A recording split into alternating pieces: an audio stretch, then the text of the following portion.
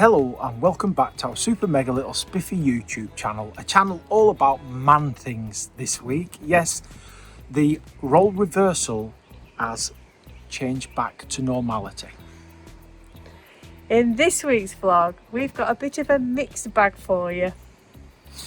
Yes, as you will know from the very YouTube drama thumbnail that we've got, that's my concerned face, we have had a very, very dramatic message on our vehicle dashboard telling me, not suggesting, telling me to change the engine oil. And it only seems like 2 minutes since I paid a fortune to have an oil change and service and so on.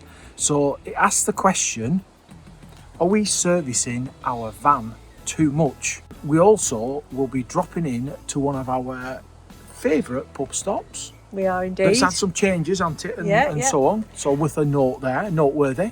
And also going to spend some time with family back up in Cumbria to a new campsite to us that we haven't been to before, around and near the town of Appleby. And also more YouTube drama. It's very drama this week, isn't it? More YouTube drama. We're going to lose the van for a week, because it's going into dealers because we've got a little warranty work to be done. Because it's got a little bit of a damp reading that's not disappeared. So that's going to be sorted under warranty. We'll tell you all about that. So buckle up, because this is proper YouTube drama.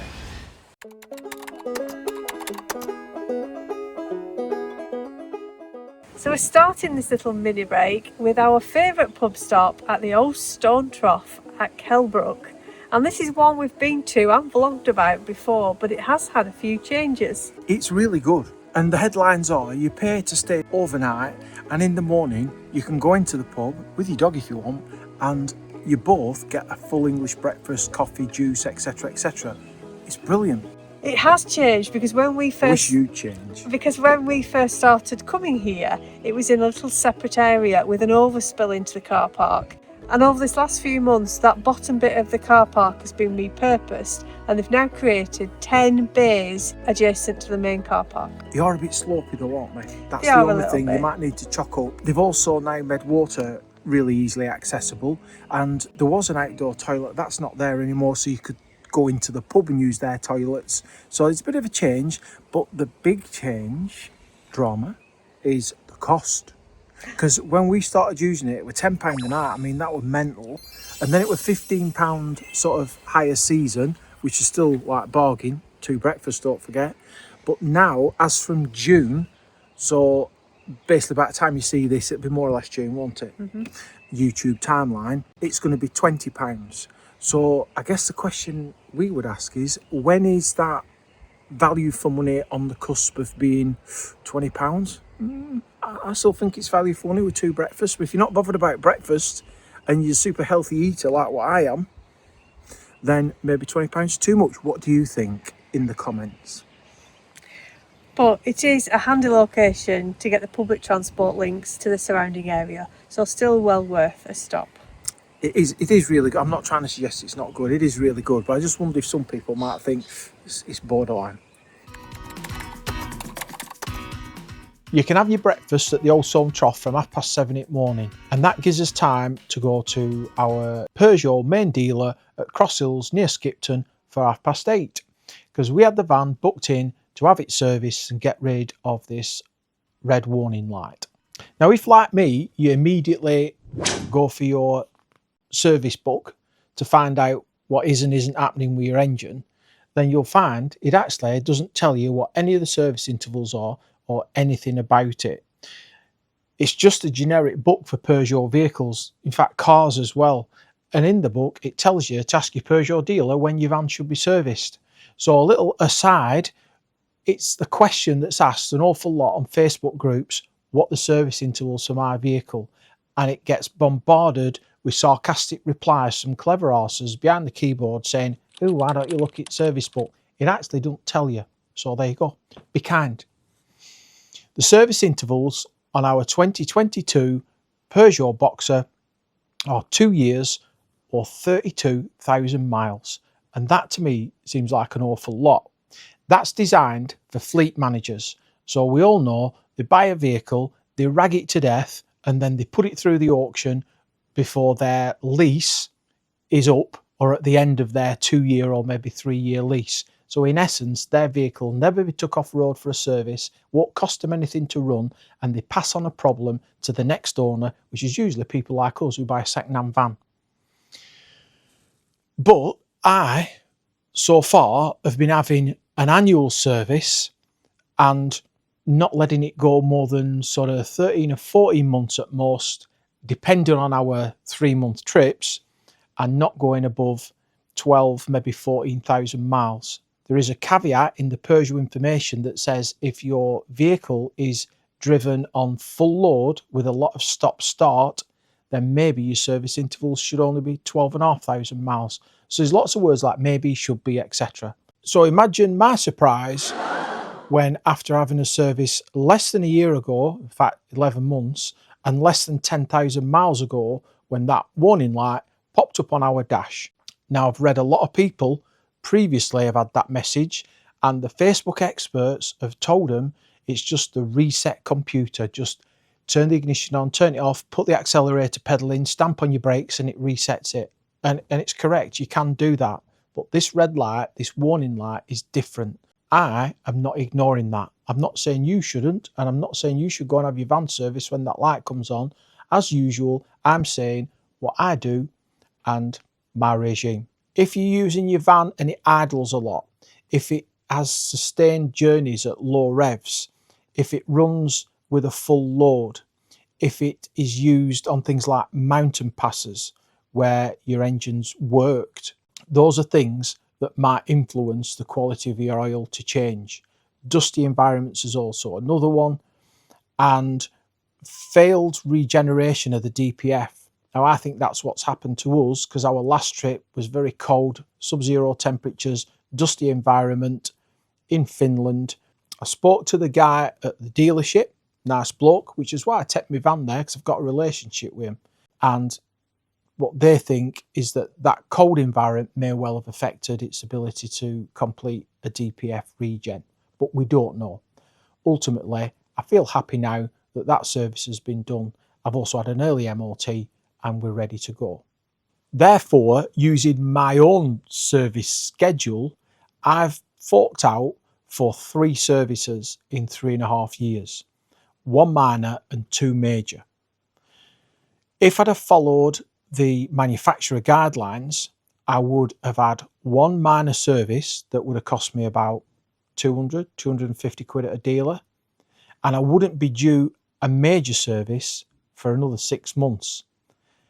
So instead of spending 250 quid following that recommendation, I've actually spent about 1,250 quid in 3.5 years servicing. So some would say I'm over servicing the vehicle.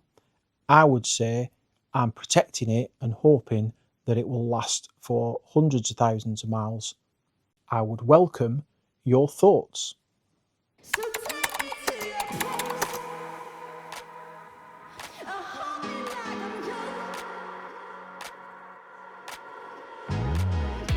You hit me like a rocket. I came out of nowhere.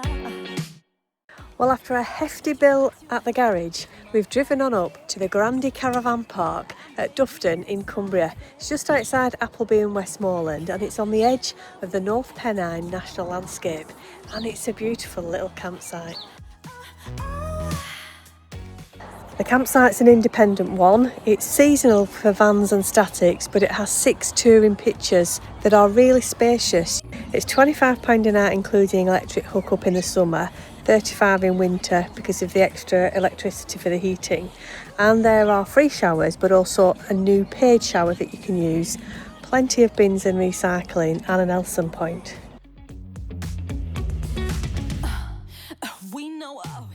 When we arrived yesterday, we had a little wander through the gill at the back of the caravan site, which was full of bluebells and birdsong. Absolutely stunning, and ended up in the village of Dufton, where there's a little cafe for ice cream or snacks, breakfast, that kind of thing. And there's also a really popular pub that I believe you need to book if you want to go there. So it's a right nice location. This morning we are off to Penrith to go to a little exhibition, especially for Bud.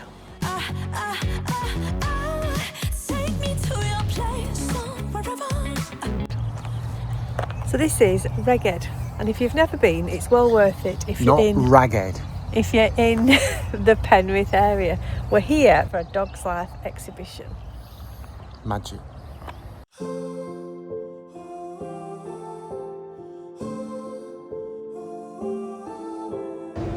barks and you're out. Whining is included in that, bud. Look in your eyes, I can see a life together. Standing by you, and I think I want to forever. And after all that's come and gone through all the years, I can't believe the moment's finally here. And you never looked so beautiful. You're everything I've waited for, and so much more. Standing right in front of me, and we could weather every high and low. If love is going where we go. Well, that was a nice little hour or so in Ragged. It's such a lovely place. Nice exhibition for dogs. It's alright, we're alright. We're £4 each. That was a bargain. And there are plenty of shops to have a look at. They've got a dog area in the restaurant, and we went in all the shops with the dog. It's just that you can't normally go in the gallery with a dog. But nice, so we will definitely be back next time we're back in this area.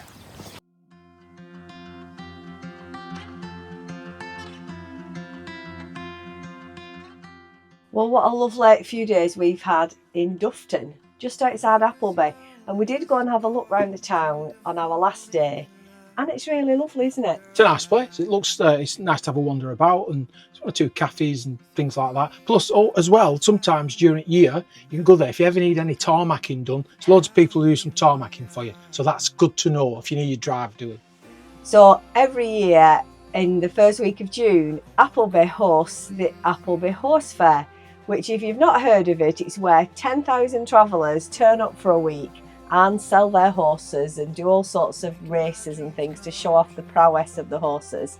And about 30,000 other people go and watch. So it is quite a spectacle. It's maybe not the best time to go if you're trying to get through the traffic, but it looks like it would be an interesting thing to see. Yeah, it's not one we're going to see this year, but it just was a means to an end. We got to catch up with some family in that area of Cumbria, and then we also got to travel west to our little grandbaby and spend some time there, which is why this vlog is a week late. So that brings us very nicely onto part 4 of this epic vlog, which is all about a leaky rear end. Yes, but we won't talk about that. We'll talk about the van. We've had the van back at the dealers for about a week, and the purpose of that was to have, under warranty, some repairs, I guess, done for a damp reading that we had in 2024. So in 2024, we had our normal habitation check, and we had one area of damp at the passenger side rear quarter of about 40%. So significant. So we give it a little while to see if it would dry out. It did dry out a bit, but not much. So we have a really good dealer who really fights your corner. So we got a repair done under warranty. But it was quite extensive. I'm quite lucky really, because what they've done is they've took all the skirts off the vehicle all the way around, and then put an aluminium L bracket where the floor comes and meets the wall, or the wall comes and meets the floor, aluminium L bracket there to put an extra layer or an extra barrier between, I don't know, road, salt, grime, water, etc. And then all the new skirts and wheel arches, etc. put back on. So they're all lovely and white. All the sealant is all lovely and white. And in the meantime, actually, the damp reading had come down and was only about 20%. And I think 20% is where on a hab check they say it's noteworthy. So actually, I think we've had an upgrade done for future. But to be fair, manufacturer's done really well, honouring the warranty, and our dealer has done really well because they always fight our corner. So no drama, no real YouTube drama. And that is it for this week's vlog. This fortnight's vlog, because it's been 2 weeks, because of all the pressure of being super successful gazillionaire YouTubers. You know, when you watch a lot of YouTube channels, they just have to have a little bit of a break. You know, we're no different, are we not? We will see you. You were struggling for words then. I was, yeah, because anyway. We will see you next time. I don't know where we'll be or what we'll be doing, but we will hopefully not have a croaky voice. We may, spoiler alert, have some upgrade tech. Who knows, but we may not. Thanks for watching. Thanks for your bants. We love your comments. So thank you very much.